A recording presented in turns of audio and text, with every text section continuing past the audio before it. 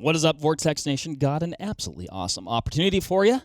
This is your chance to win a Razer AMG UH-1 Gen 2 holographic weapon sight in its new colorway, tan. If you're watching on YouTube, I've got one in front of me right now. But that's not all. It's not even close to all, because you're going to get a matching Aero Precision AR-15 along with a Slingster carbine sling from our good friends over at Faro Concepts. Entering is easy. Simply sign up for the Vortex Nation newsletter at join.vtxnation.com. If you can't remember that, no problem, because we've posted that link in the show notes below. Without further ado, let's start the show. But before we do, let me just say this. Good luck. I've drank from this creek a million times. Like, I've SteriPen this creek 1,000 times. But it was an area that has some bighorn sheep. And I really didn't think of bighorn sheep as being the carriers like beaver are at Giardia. I think that is to speak more to the effectiveness of the SteriPen than not. And that one bottle that I decided not to SteriPen, mid-mountain, got me.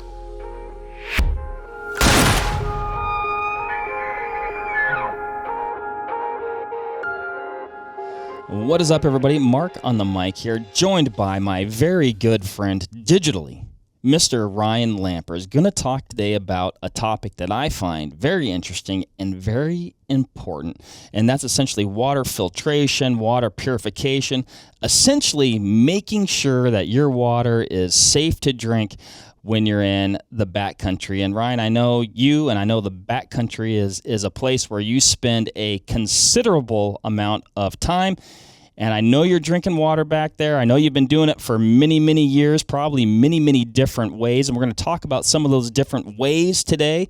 Maybe what you've kind of settled on, most currently. Maybe that's a hybrid of systems, some best practices, just a general discussion on water purification. How's that sound?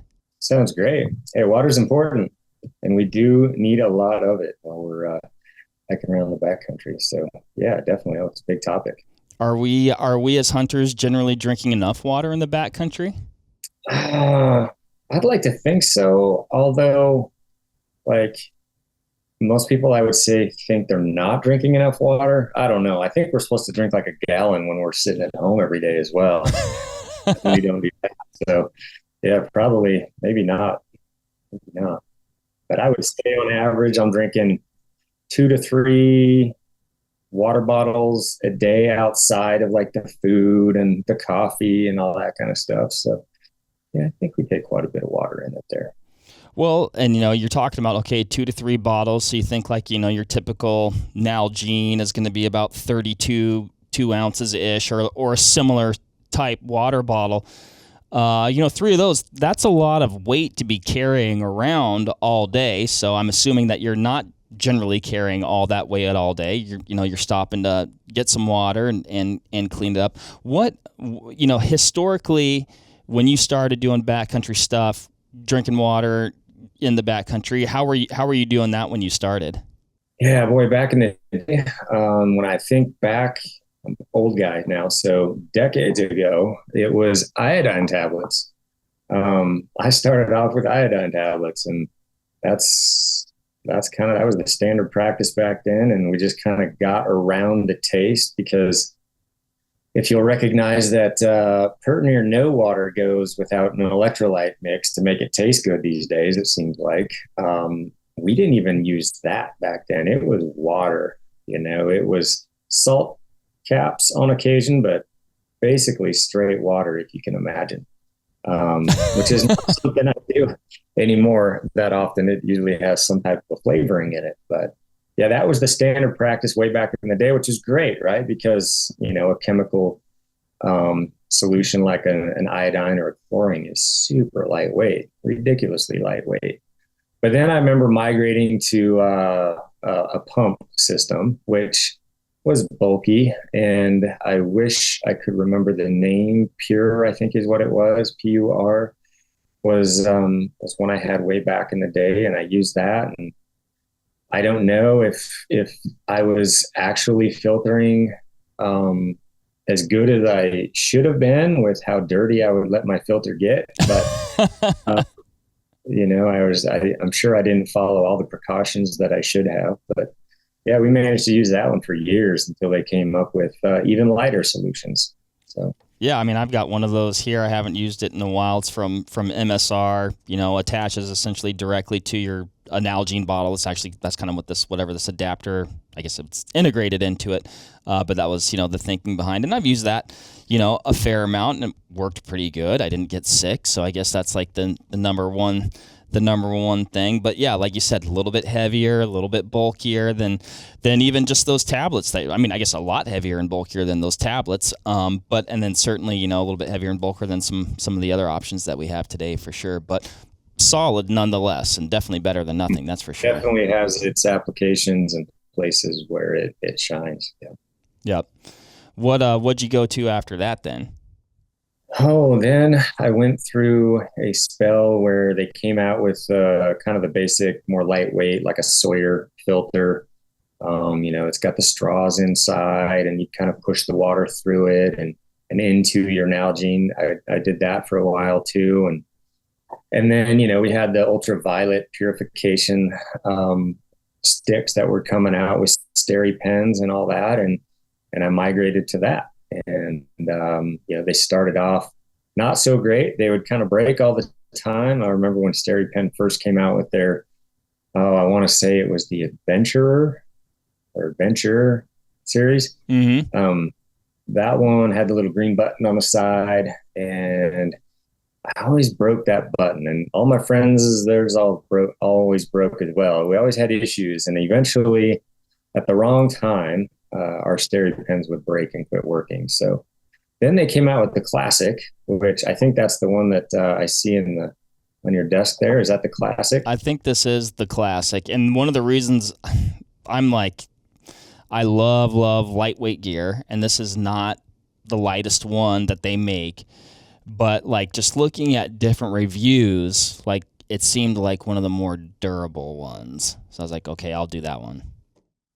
Yeah, I ran that Classic for years, and it was great. When it first came out, obviously it was 4 AA batteries though. Mm-hmm. So, having to carry an extra set of 4, it was always kind of standard practice, just because you have to have a backup. And that was kind of the downside of the Classic, until they then came out with a USB charged ultralight version, which is literally, I think it's 2 ounces or something like that.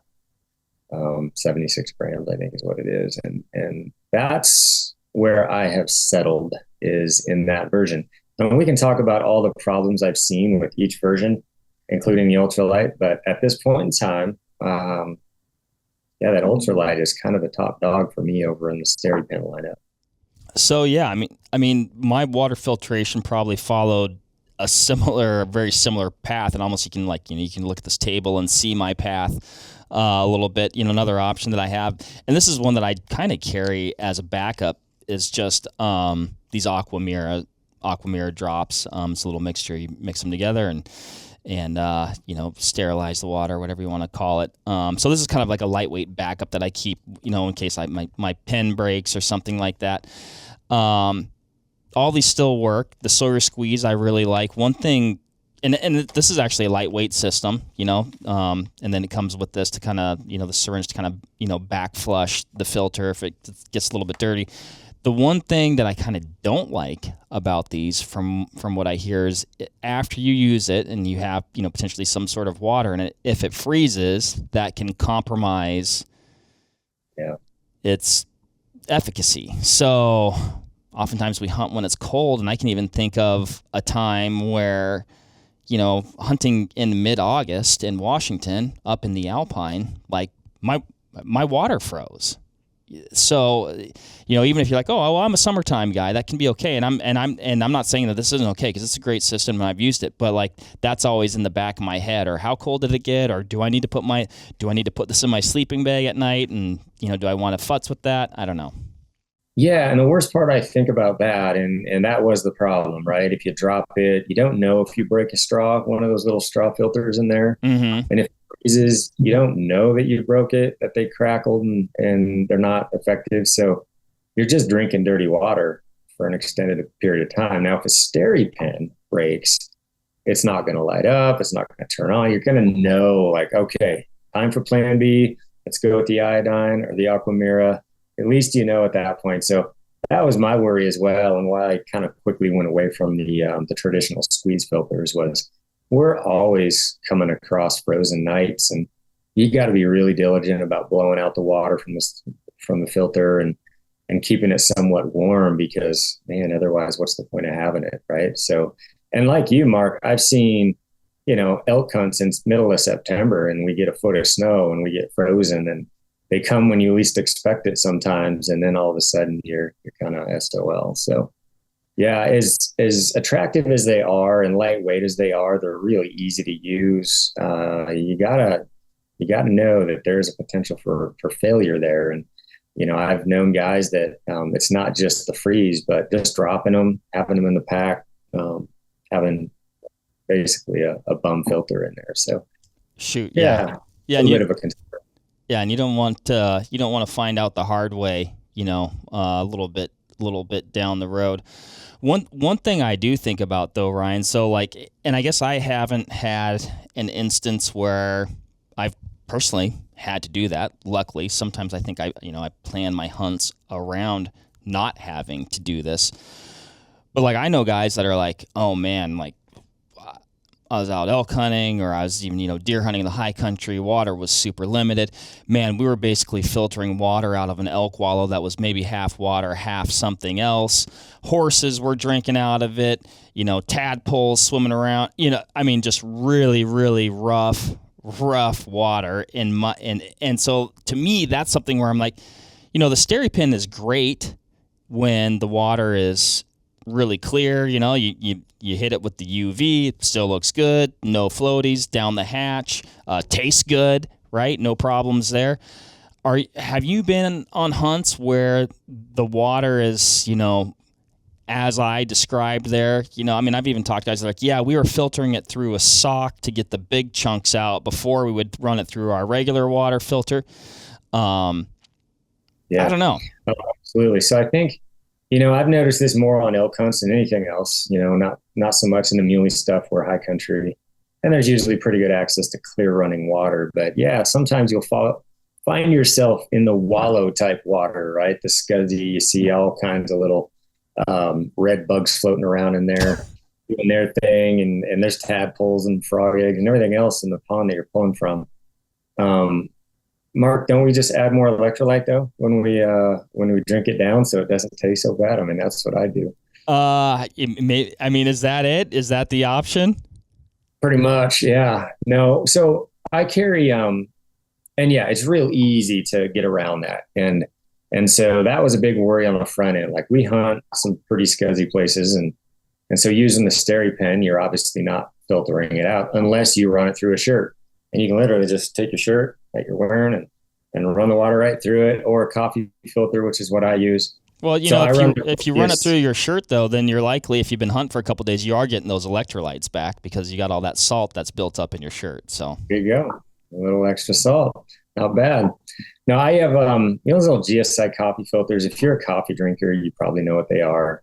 They're like a pour over, and they're really a fine mesh. Oh, so yeah, that never leaves my bag. So I always have that. So you can use that as a filter, or just carry a little, paper coffee filter. It's really easy.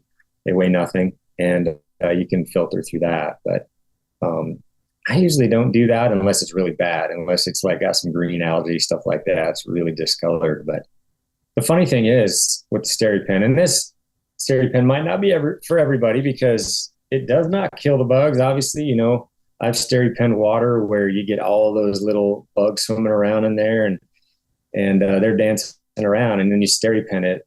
They're still in there and they're still swimming around like crazy. That doesn't kill them at all. It just neuters them, so they're not able to create that bloom in your gut. So they're not reproducing. That doesn't bother me. I don't care if I'm drinking little critters, as long as they can't bloom and cause issues down the line. I'm okay with it, but definitely probably not for everyone. So I really only carry the filter or run my water through my coffee filter if it's just chunky, really chunky. I think I'm going to filter out the things that are swimming in my water as well. Like you said, personal choice there. Well, and here's the thing, like there's a lot of them that you can see, but most little bacteria and parasites are ones that you can't see. And so when you SteriPen, they're still alive too. You just don't see them, but there's a million of them in there. It's just not enough to create that bloom in your gut and have them reproduce. So you are drinking live critters when you only SteriPen your water, period. I actually wish we weren't having this conversation, Ryan, because up until now I was taking great solace in the fact that they were dead. Oh man, no, unfortunately they're not. Now, here's the thing, like we've got new technology coming out with ozone. That's another way of treating your water. It's more effective actually than ultraviolet. Thing about ultraviolet, and you'll notice like when you get a SteriPen, when you read how to use them, obviously you hit the button and then you're supposed to stir them because they can get blocked by other things, other little parasites in there. So if you don't disturb the water a little bit, you want to make sure you're connecting the light to every little creepy critter that's in your water. I use that GSI microlight water bottle. It's a 33 ounce stainless steel. So there's a weight hit. It's 13 ounces. So it's not an Nalgene. So it's not a plastic. But I feel like, and I have no data, I have no science behind this. I feel like because it's stainless, I'm nuking those little buggers like 10 times more because light is like refracting from every direction, right? So when I SteriPen the water, I feel like I'm doing a better job when I put it in my my stainless, but who knows, maybe not. But you are supposed to actually move the wand around in the water and make sure that it's agitated enough to be able to connect on all little creepy critters. Because if you don't, it's not going to do anything to them. Where, with the new technology and with ozone, that's going to eliminate all that for sure. And you have that in, a lot of houses now, but it's just starting to hit the backcountry market. Cool. Very cool. I'll add, one other little note to the SteriPen. At least this is this model that I have right here, the classic. There's a single punch, setting, and then a double punch setting. Do not recommend this, but you can go an entire week-long hunt single punching when you should be double punching and have no negative repercussions. The double punch is for like no problems 2 weeks later. No problems 2 weeks later. So which was a good thing because there was a couple spots that looked like they actually might have been a little beavery. But yeah, I think the double punch is for like about don't quote me on this, but like, a greater amount of water. I think like about a liter or something like that. Is that right, Ryan? Yeah. So I haven't used the classic in a long time. So I use that ultralight version and there's no buttons to push at all. So there's no one punch, two punch. It's just you're treating a liter of water every time you touch the water, it turns on. Now the ultralight version, which I use, multiple reasons why I use that one. Number one, I don't have to carry batteries. Pretty much everything is USB, USB-C rechargeable now, from headlight to SteriPen, Garmin, all the things. I love that. And then also at 2 ounces, that's hard to beat. And then the other thing is you could literally carry two. Now I don't, but for the weight at 2 ounces, you could carry two of those things and have a backup on the ultralight version and still be kind of ahead of the game. But obviously my system is ultraviolet, or basically the ultralight UV SteriPen.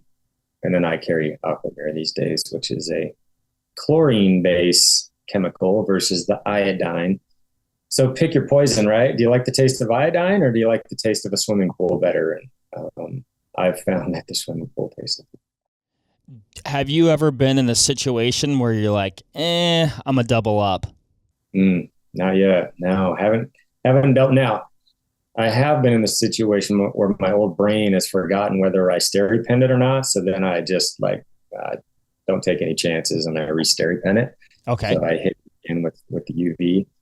Now I hunt with some buddies that They're a little lazy at times. I'll just say that they might fill their Nalgene and then say, "Oh, I'll just get to it later." They put the cap on, put it in their little holster, and then walk up the trail. And usually there's like a moment of spitting water out because at the time they need it, they remember they didn't treat it. Best practice is to treat it the minute you put it in that water bottle, and never put the lid on. That's probably my biggest advice when it comes to using the SteriPen is, when you put a Nalgene lid on or a GSI microlite lid on, now you've added another problem where water is getting up within the rim of your water bottle and it's hiding wherever it can. And so now after you SteriPen it, you still have a dirty lid. You still have the rim around your Nalgene that's got old, water on it. So what you have to do is then pour the treated water, kind of do a little circle around and kind of let it pour over itself. And then also pour some in the lid, swish that out, and try to eliminate that dirty water that way. A lot of people don't do that. And I see people make that mistake all the time. They take a big scoop out of a creek, snap that lid on, get somewhere, treat it, put the lid back on. And there is a whole lot of untreated water in that lid, let me tell you. So it's one of the things SteriPen should probably do a little better job of explaining how to do that. It's pretty obvious, but a lot of people don't. So they end up with dirty water. So I'm going to tell you what I've been doing, Ryan, and then you tell me if you think like, oh yeah, I think that would work. Now I'll say this, it has been working, but maybe I've gotten lucky. So I generally carry a Nalgene, right? Those are kind of like, that's my preferred water bottle. And then I bought one of those aftermarket human gear caps. You familiar with those at all? No.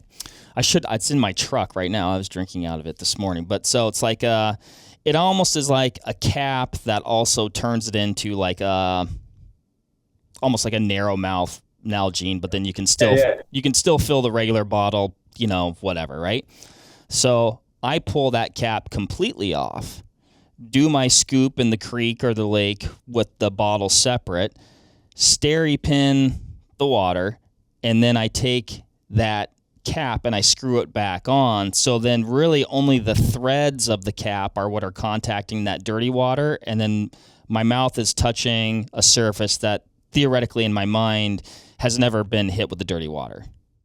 That's the same process I use. Absolutely. So I haven't heard of that cap. I use a Camelback cap. So okay. An aftermarket cap in it too. It screws on so you can have the wide mouth, and then it's got the other attachment that you can unscrew. It's the small mouth. So it completely screws off as well. And then you're not as tempted to just flip that thing over and the one that comes with the GSI, it's great, but it holds a lot of water. Like if you do put that lid on and then shake it and put it in your holster and walk around, it just carries a lot of water. So I love the aftermarket caps that go on those things.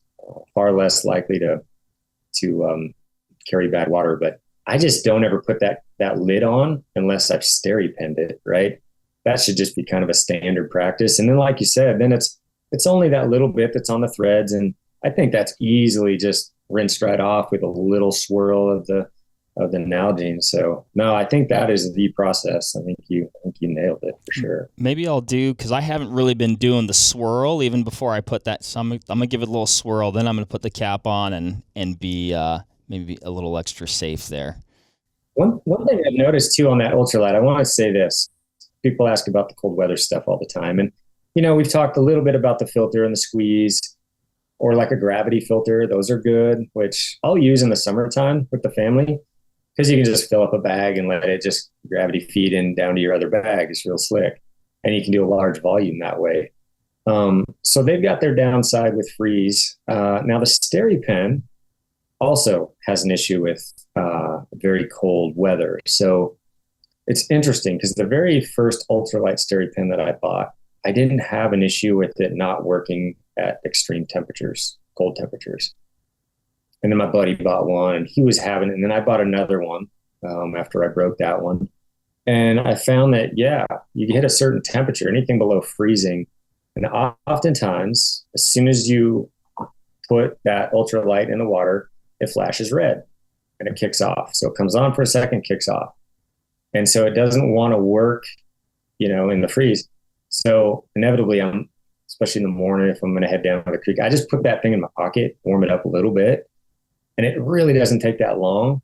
It's just a few or a few degrees of temperature in my pocket or in my puffy. And then that thing fires up and glows like a champ, and it works phenomenal. But it does have issues in the freeze. So just know if it does flash red on you when it's cold, it's probably a malfunction that you can avoid by just basically slipping that thing in a warm pocket for a minute or two. That is literally, Ryan, a hot tip, and really could save somebody on a hunt going, my pin's broken, throw it back in the pack for the rest of the hunt, and, maybe risk it when, like you said, all it would take is just warming it up a little bit for a few minutes, and then, you're back in action there. So, Yeah. I could see somebody thinking that, oh, great, it's just broke, and then, all of a sudden you're like, oh, now it's working again. So that's Absolutely. very good information. What the heck is going on, Vortex Nation? Hold on. MC Ryan, do you know what time it is? That's right. It's time for the comment of the week. Now, this one is in relation to the budget rifle roundup that myself and Mr. Ryan Muckenhern did on the good old Vortex Nation podcast. We also did a budget rifle cartridge talks episode, so pulling double duty on that so you can get all your budget rifle content at the good old Vortex Nation podcast. This comment comes from @ReefHopper. Man, you guys are making it really difficult for me to stay away from getting into the bolt action game. Well, ReefHopper, come on in. The water's fine. I think you need a bolt action rifle. There's room in our gun safes for all manner of rifles, from autoloaders to pumps to bolt actions, ARs, double rifles, boy, you name it. And I think adding a bolt action option to your repertoire is just what you need. You know what else you need? You know what else you need? You need one of these super sweet Vortex Nation podcast hoodies. If you're watching on YouTube, I'm wearing one right now. I had to turn my notes over there. You can see it here. And ReefHopper, you're going to be wearing one soon. So we're going to reach out to you via the comment section that you commented on. And we're going to get you looking real nice. You'll be able to cozy up in this thing after swimming around on the reefs. I think most people were very skeptical with the SteriPen when it first came out. It's like this magic wand that's going to neuter everything, and it's not going to affect you. Here's how I know it works, Mark. Here's how I know it works. So I was on this really cool high mountain mule deer hunt, and I just happened to be rummaging around in the TP, and did something stupid. I put my knee in my pack, and I broke my SteriPen. I just happened to, come down right on, and it's just a plastic piece of gear, right? So it's got the ability to break. It's not made of a heavy metal by any means. And so I broke it, and this was at the end of the trip. And so a smart man would have went to his option B, or simply just bummed his buddy's SteriPen at the next creek crossing. But I was like, dang it, I don't want to be a burden. I've drank from this creek a million times. So I've SteriPen creek 1,000 times. And so I just feel it. I was like way high in the mountains. I was probably at about 7,000 feet, mid-mountain. But it was an area that has some bighorn sheep. And I really didn't think of bighorn sheep as being the carriers like beaver are at Giardia, right? I think number one, people think of beavers when they think of a waterborne illness when it comes to mountain streams. But bighorns carry Giardia, and they chuck it all over the mountain as well. And lo and behold, I risked it and got lazy on that trip. And honestly, up until that point, Mark, I figured I've drank so much water, and I've risked it before. I feel like my body is probably immune to this Giardia thing anywhere. I've never experienced it. I thought, well, I don't know that I can even get a waterborne. Never had crypto, never had anything. And so, I risked it, and I had a mule deer hunt 2 weeks later after that trip, after I drank that water bottle coming down the mountain. And me and my buddies were pulling the trailhead, and that was 2 weeks to the day after that fateful day on the mountain where I didn't treat my water. And it hit me, and started feeling nauseous and just blech, like, man, I feel like I don't even want to hike in on this trailhead and go in with these guys. So, and so I didn't. The next morning I felt even worse. And yeah, I ended up talking to my wife, my doctor wife, and we kind of ran everything out, trying to figure out what it was, and it ended up being Giardia. So I had to go get that dealt with and get a nuclear dose of Giardia medication, and so I could get back out and hunt with my buddies. But yeah, just a dumb mistake on my part. It almost cost me a hunt on the back end. I mean, could have been tragic, Ryan. Did you get a deer on that hunt? Oh yeah, we all got deer. So it was still a good trip. Figured it out, but I think that is to speak more to the effectiveness of the SteriPen than not, because this is a stream that I have SteriPenned water out of 200 times maybe, and always SteriPen. And that one bottle that I decided not to SteriPen mid-mountain got me. So, and it was just, it was the first time I ever broke a SteriPen. So obviously the SteriPen saved me many times before out of that same water source. So that's on a scale of 1 to 10 in regard to unpleasantness. How would you rate Giardia? Very unpleasant. I would say I'd give it an 8. I'd give it a strong 8, pushing towards 9 if you don't treat it right away. Yeah. Okay. So definitely a avoid at all costs sort of thing. Yeah, you definitely want to avoid that one. Some gut blooms are worse than others, and some people it doesn't affect all that bad. But when you want to go on another hunt and you have that going on, you definitely don't want to do anything. So, yeah, it was interesting. I learned a lot about Giardia when I got it, because number one, I didn't know, once it's determined that you have it, you end up getting a call from the CDC, and they want to ask you all kinds of questions about where you got it and how you got it and why you got it. Have you been careful around your family members? Because it's transferable. So you can spread Giardia if you have it to your kids or your wife. And so that's something I never knew until I actually had it. The CDC called me. Yeah, I wouldn't have been aware of that either. I would have assumed it was like, yeah, something that you got. But I mean, I guess it does stand to reason if other critters are passing it along to you, we're essentially a critter too, right? Yeah. It's highly transmissible. So they take it fairly seriously, actually. Do you think you're still on watch, or No, this was a couple years ago. It was what I found out when talking to the gal, super nice gal. They just asked you a million questions. Was I wasn't also aware that bighorn sheep areas are kind of very prevalent at folks getting Giardia.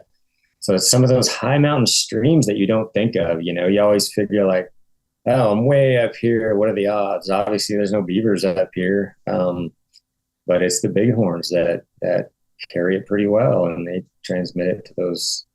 I mean, they don't get much higher than where bighorns live. So think of that next time you just go grab an Nalgene out of a stream that's crystal clear. It might not be high enough to be out of where bighorns roam. I mean, and you're right though. You have that perception of, oh, we're at the top of the world. Everything is below us. I mean, look at this absolutely gin clear water. What could be better, more refreshing, pure? And yes, apparently even that is susceptible to having nasty little bugs in it. Yeah. You know what?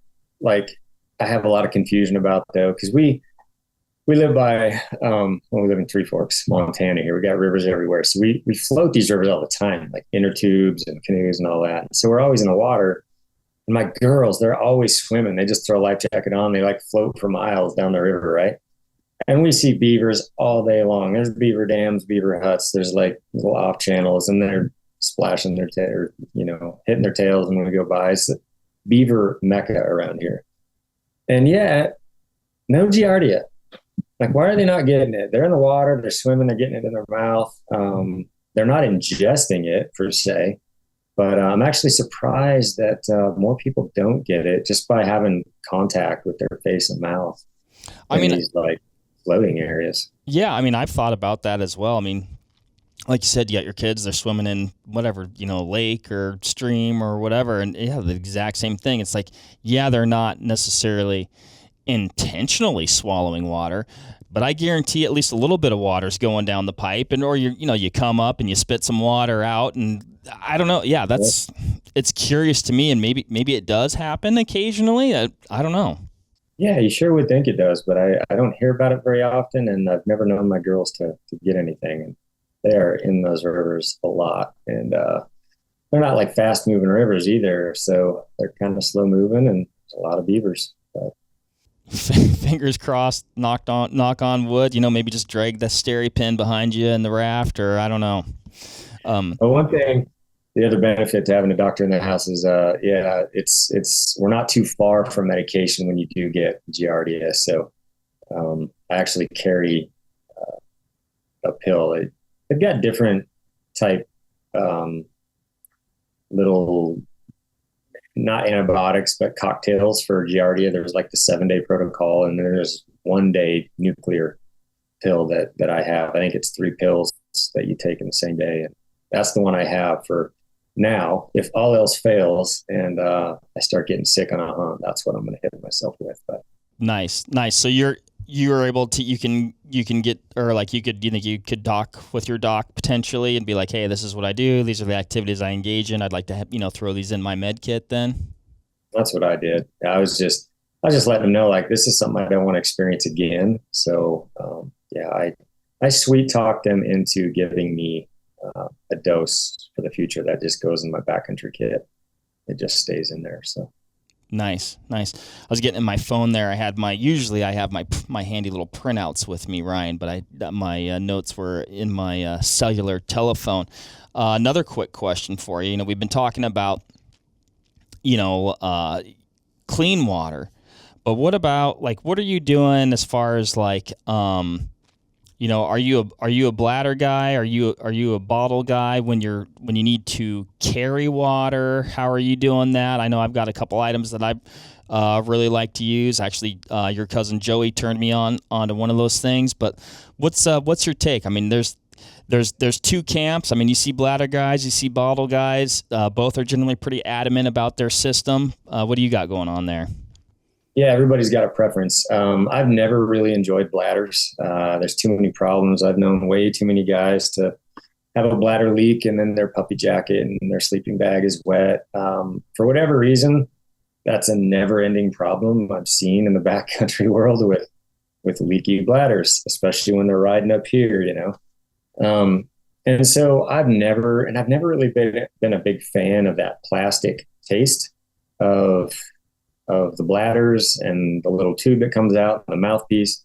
I just never been able to shake that plastic taste. So I really am opposed to that. So I use the stainless microlight for a number of reasons. I think the taste is better. There's no plastic. Like I said before, I think I nuke those little buggers extra cook them with extra stainless. Crispy. And then there's the insulation factor on my water bottle. You run a bladder and it's a hot day or it's a cold day, your bladder freezes. You're having to try to break it up while not popping your bladder with the frozen water on the inside. It's a royal pain, trust me. And then those hot days, you can't keep your water cold.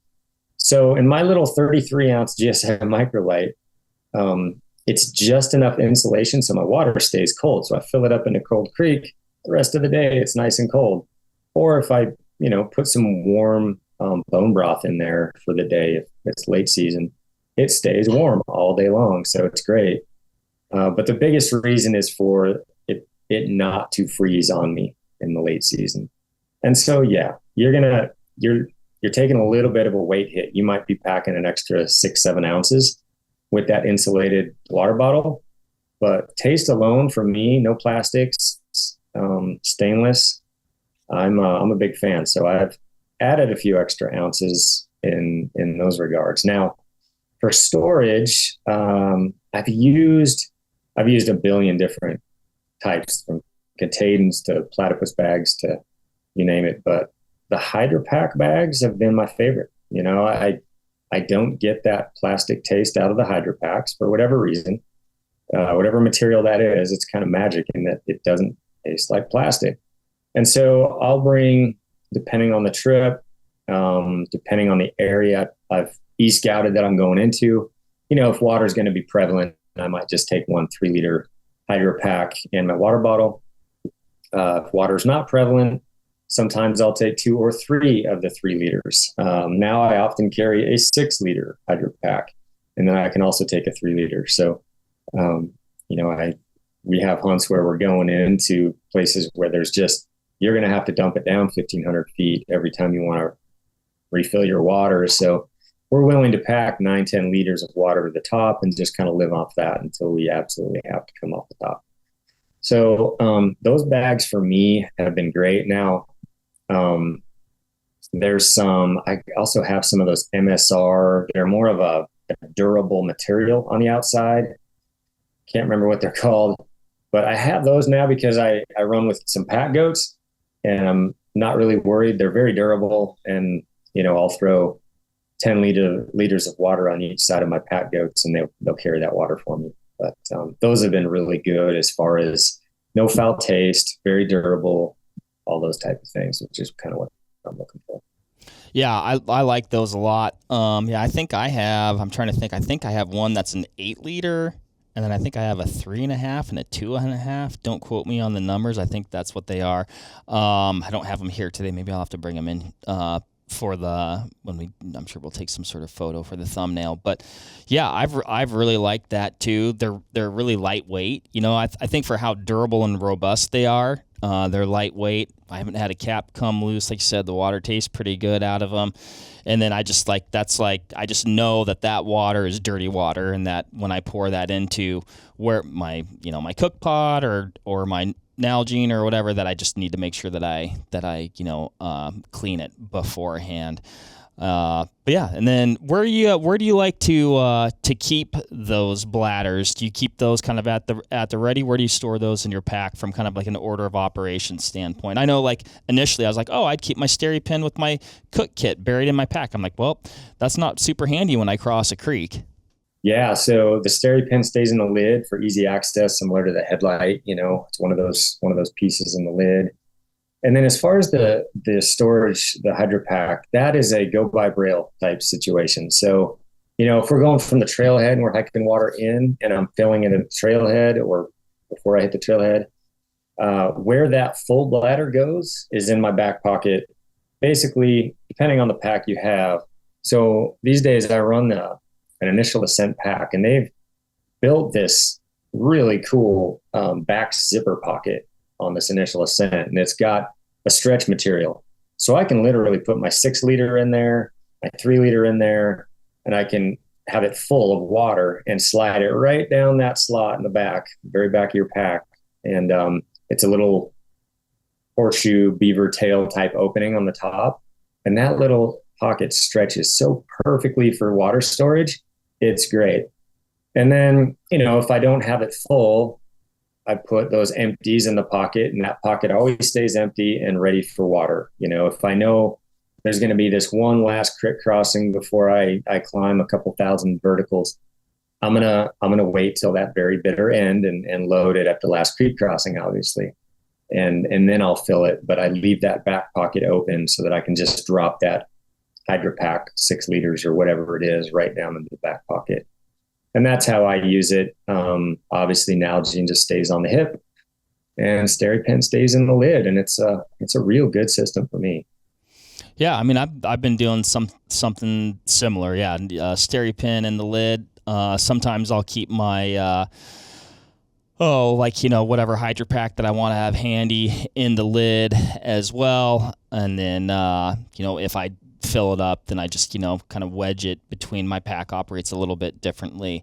It's the Stone Glacier Evo 6900 with that center zip on it. And then I shove that just kind of like as much in the middle, kind of like in the middle of my back as I can. Now, sometimes I've been so crammed with gear that I actually just shove it at the very top, which also I think is better than at the bottom. Maybe not the best, but it works pretty good. But Depending on how much you have in there might get you a little tipsy on the top end. But yeah, yeah, I mean, just so you know, if you're in a perfect world, if you could place that water in the perfect spot, it would be like dead center, middle of back, middle of your pack, right?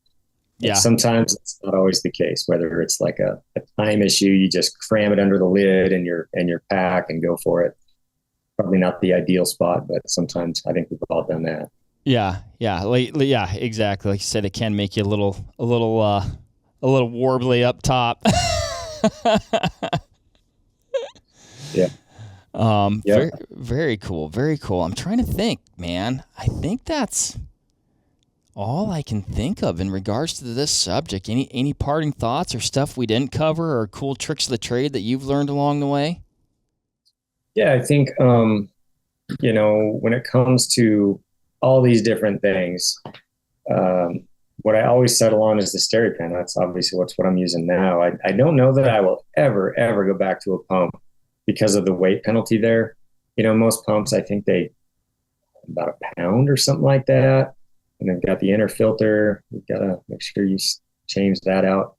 SteriPen is so easy, and the rechargeable aspect of it is so nice because these days, most of us, if we're doing 10-day trips, which we try to do a lot of, you're carrying a way to recharge your gear.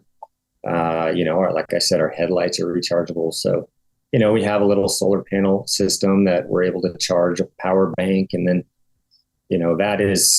it's an easy way to keep all your electronics topped off. And so I wouldn't recommend anybody going into the backcountry without a way to recharge your SteriPen if you're going the USB way. So you'll definitely want to be able to recharge, especially in the colder weather, because it doesn't get as long of life for sure. I can't quite get a full 10 days in the late season. Now the early season, 10 days is no problem. And I even use it more in the early season when it's hot out. I can have it charged up at the trailhead and get out there and for 10 days out in the mountains, I never have to recharge that darn thing.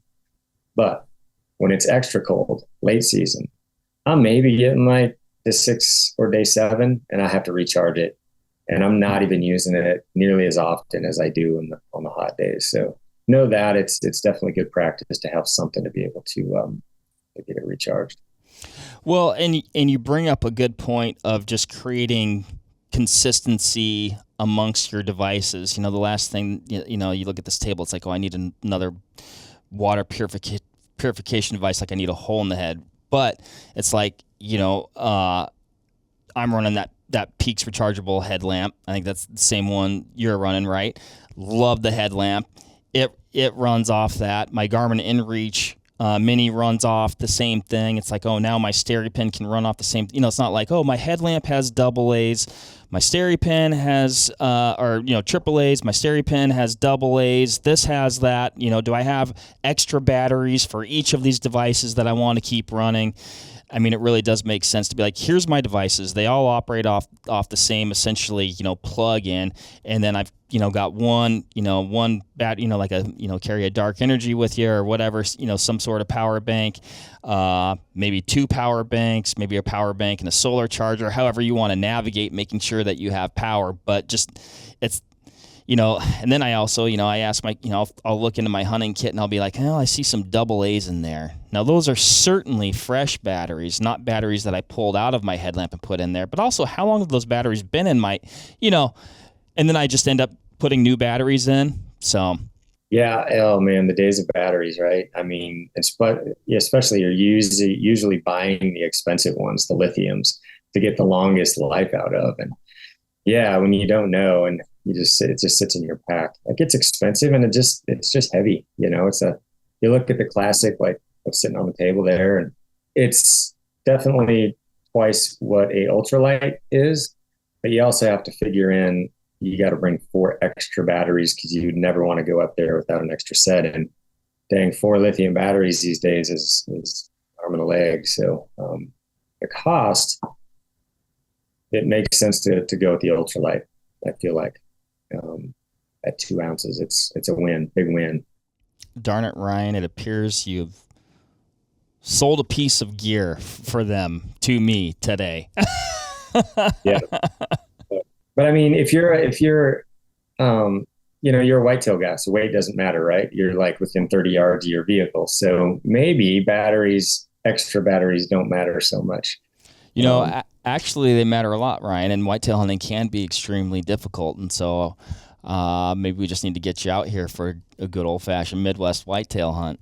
Like the first couple weeks of November, it's a time of year where you're not really doing too much.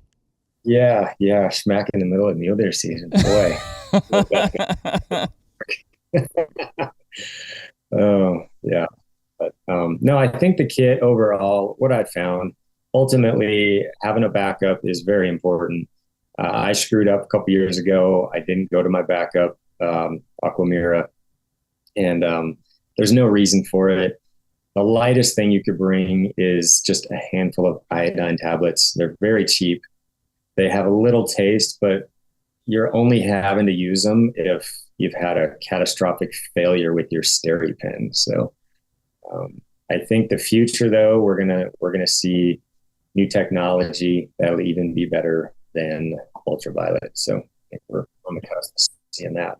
Yeah, I'm really curious hearing you talk about that ozone stuff. That's not something that prior to this conversation I wasn't aware of, so I'll be doing some interwebbing about that here soon. But yeah, it sounds cool, man. Anytime you can, do it efficiently, effectively, and be lighter, faster, less space, boy, those are all good things, right?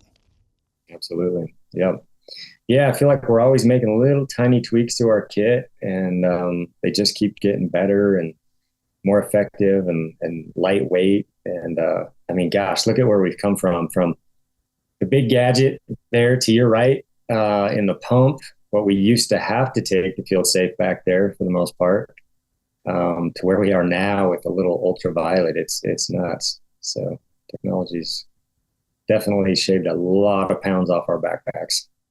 All doing the same task, the very important task of treating our water in the backcountry, so we don't get Giardia, Ryan, which it sounds like. Trust me, folks, you don't want it. It ain't fun, and it's a process to get rid of it. So, yeah, I sure hope I don't get it again. We'll see, but I'm a little more cautious now, and there's no way, in that experience, all I had to do, because I had 2 other buddies with me, is say, while they're filling their water, hey, can I borrow that SteriPen for a minute? Literally 90 seconds is what it takes. I didn't do it, and I paid the price. So, was any of that just pure curiosity, just to see? You're like, I think my gut can handle it. I was pretty confident that I was immune to all things waterborne. I was. I think I probably even said it. Probably didn't knock on wood, but pretty sure at that point, because I'd never had anything, and all the mountain water out of, elk wallows to beaver ponds to running creeks, just have never had anything. And, until you have, you're just a little less cautious with it.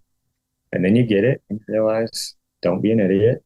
Take a few extra seconds, make sure you cover all your bases, and you don't want to feel like that anymore. So, yes, if you ever kneel on your SteriPen, just ask your buddy. I mean, for goodness sakes, Ryan, I've asked my buddy for it just because, like, they got theirs out for something. Like, hey, can I just borrow that? But no, man, all good stuff, all really good information, some good reminders in there. Yeah, appreciate it. Yes, very important topic. It's going to keep you healthy, going to keep you safe in the backcountry, going to keep you hunting and ready for your next hunt. So yeah, definitely keep your water clean. Make sure you purify it properly, efficiently, effectively, and drink up. All right. Thanks, everybody, for listening. Thanks, Ryan. We'll catch you on the next one. There you have it, folks. Thank you very much for listening. As usual, give this video a like if you liked it, comment something below, and give us a subscribe to the Vortex Nation podcast channel. It would mean a lot to us. Also, why don't you give us a follow over on Instagram while you're at it, at Vortex Nation Podcast. We'd love to hear from you over there, and we'll keep you updated with all kinds of cool photos and videos from our adventures that we do here. Otherwise, we will see you on the next one. Thank you again. Happy hunting and shooting, everybody. Have a good one.